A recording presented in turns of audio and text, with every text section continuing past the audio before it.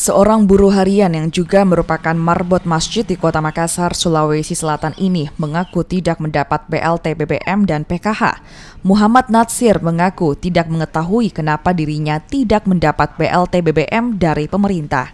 Selain itu, Muhammad Natsir juga memiliki istri yang kini tengah menderita penyakit radang tulang dan membutuhkan biaya untuk pengobatan.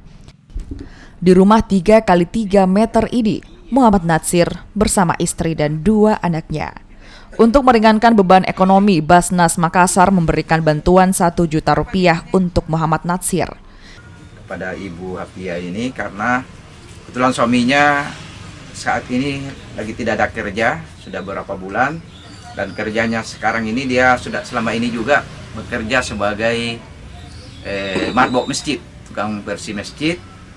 Nah itu ya tidak digaji oleh masjid, kemudian membersihkan masjid sekaligus muasin. Jadi nah sekarang dengan istrinya sakit, tentu lebih beban hidup itu lebih berat, makanya Basnas dorong untuk membantu sesama yang lagi dikena ujian.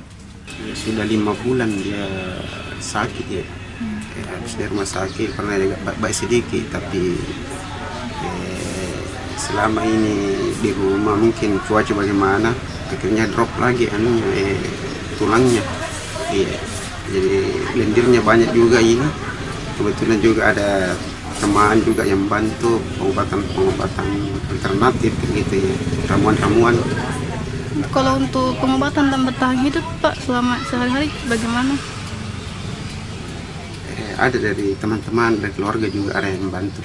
Memang tidak ada kerjaan tetap sih Pak? Ada, tapi buruh harian, saya kan kerja buruh harian kayak gitu, bangunan.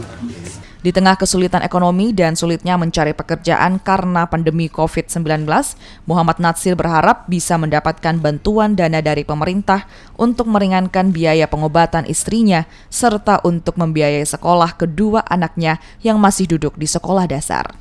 Nila Rustam, Kompas TV Makassar, Sulawesi Selatan.